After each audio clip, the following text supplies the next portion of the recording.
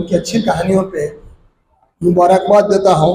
और दूसरी बात यह है कि इन्होंने इनकी कहानियों का नैरेटिव बयानिया अब हमारे यहाँ कहानी देख रहे हैं हम वो कि पहले तरक्की पसंदों के ज़माने में कहानी बयानिया थी, नैरेटिव थी, उसके बाद एब्स्ट्रैक्ट हो गई तरक्की पसंद जदीद अदब के बाद।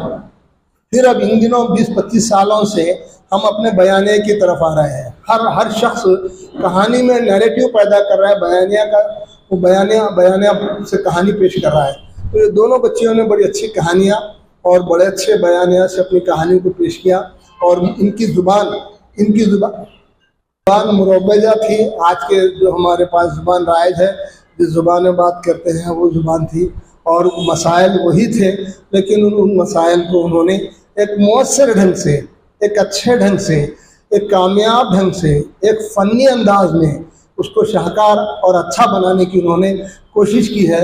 मैं इन दोनों कहानियों को, अच्छी कहानियों के लिखने पर मैं दोनों अफसाना निगार ख़वातीन को मुबारकबाद देता हूँ। ना सिर्फ मुबारकबाद देता हूँ, ये दुआ भी करता हूँ कि वो अच्छी से अच्छी कहानियाँ पढ़ेंगी बहुत और अच्छे से अच्छी कहानियाँ लिखेंगी, ताकि गुलबर्गा में फिर गुलबर्गा का जो मिजाज है, गुलबर्गा का जो वतीरा है, गुलबर्गा का जो जहन है, यहाँ का जहन इतना फर्टाइल जहन है, यहाँ का इतना ज़रख़ेज़ जहन है यहाँ का, कि यहाँ गुलबर्गा कभी एक अच्छे अदब से खाली नहीं रहा।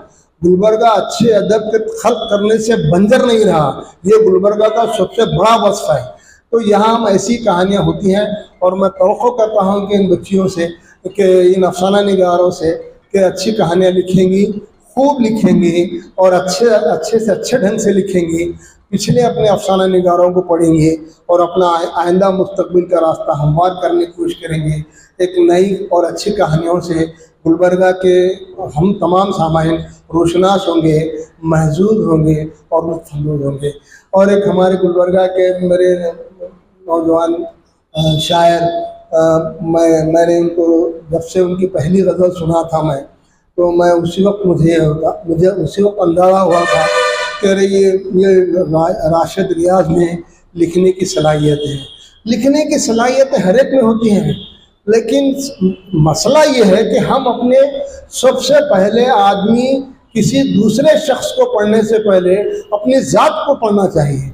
और जब आप अपनी ज़ात को पढ़ना शुरू करते हैं तो आप अपनी ज़ात की खामियां और खूबियों का आपको अंदाज़ा होता है। जब खूबियों का अंदाज़ा होता है तो आपको ये भी अंदाज़ा होता है कि आप अपनी खूबियों को किस तरह इस्तेमाल कर सकते हैं। जब वो खूबियों को इस्तेमाल करना शुरू करते हैं तो लोग आपकी तरफ मुतवज्जह होते हैं। आपकी तकरीर, आपकी तहरीर लोगों को अपनी तरफ जब मुतवज्जह करती है तो आप तारीख़ का हिस्सा बनते हैं। तारीख़ का हिस्सा ऐसे ही लोग बनते हैं, वरना अरबों खरबों बेहिसाब लोग दुनिया में पैदा हुए आज तक और पैदा हो रहे हैं और चले जा रहे हैं, लेकिन जिंदा वही आदमी है जो खुद का एहतिसाब करता है, खुद का मुशाहिदा करता है, खुद की स्टडी करता है और अपनी खामियां और खूबियों का मुहासबा करता है, खामियों को डिफाई करता है और खूबियों को अप्रिशिएट कर ऊंचाइयों पे लेकर आता है और उसके तनाजुर में लिखता है। तो यकीनन एक बहुत अच्छा, यानी आदमी अपनी ज़ात का मुहासबा करने वाला कभी नाकाम नहीं होता है।